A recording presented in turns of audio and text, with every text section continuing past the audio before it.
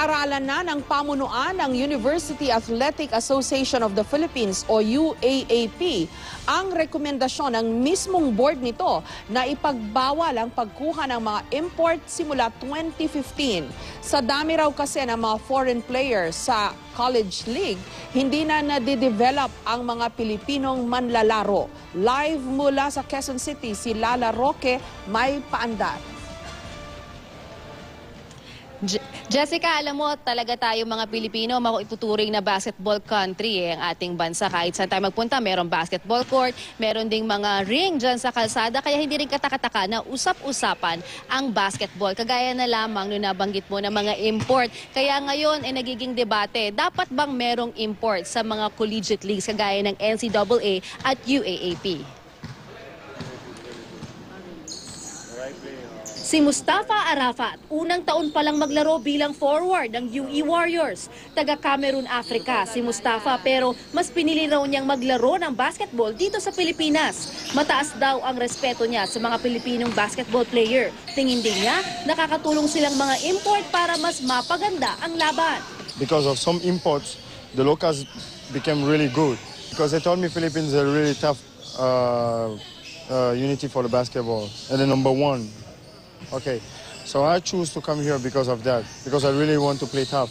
Pero ang ilang teammate at coach ni Mustafa, bagaman maganda ang kanilang samahan, aminadong may maganda at hindi magandang naidudulot ang pagkakaroon ng import sa UAAP. So mostly kasi ng mga imports are big man eh.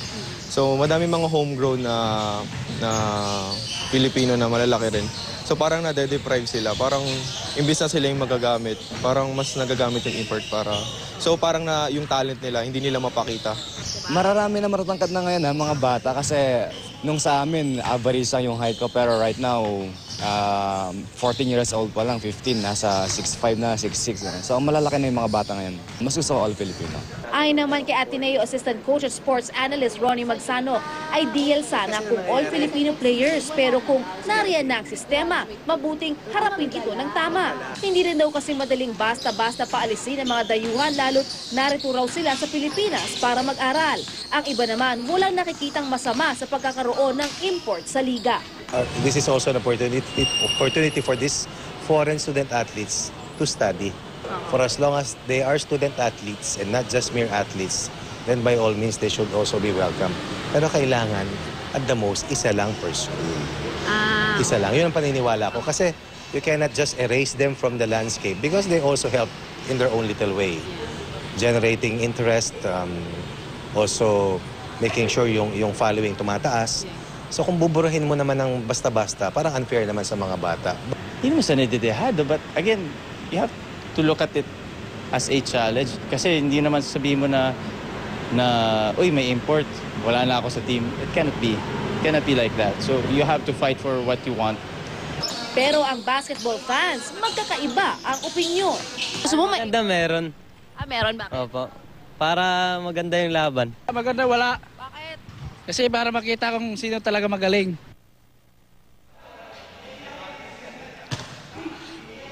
Jessica, patuloy pa nating inaantay opisyal na pahayag ng UAAP at ng NCAA ukol sa issue na yan. Bagaman lumabas na sa ilang pahayagan na NCAA ay nagpasabi na sa susunod na season ay hindi na daw papayagan ng mag-recruit ng mga imports. Ibig sabihin nito, pagpaglaruin na lamang yung mga imports nila ngayon at patatapusin lamang sila mag-aral. Ang tansya nila, aabot ito ng 5 taon. At pagkatapos ng 5 taon, makikita na nila ang all-Filipino athletes sa NCAA. Jessica?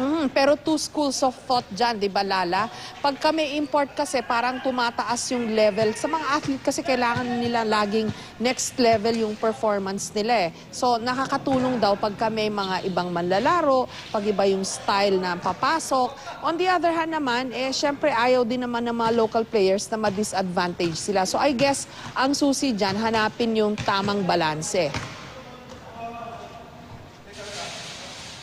Tama, Jessica. Kaya nga yung karamihan sa mga coach na nakausap natin, maging mga analyst, payag naman sila na merong import. Pero dapat limitahan. Sa ngayon kasi, kagaya sa UAAP, 2 imports ang pinapayagan bawat eskwelahan.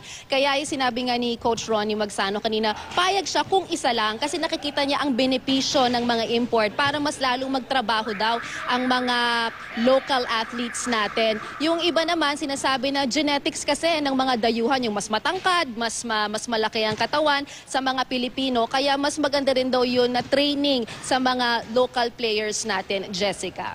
Maraming salamat sa iyo, Lala Roque, at sa iyong paandar.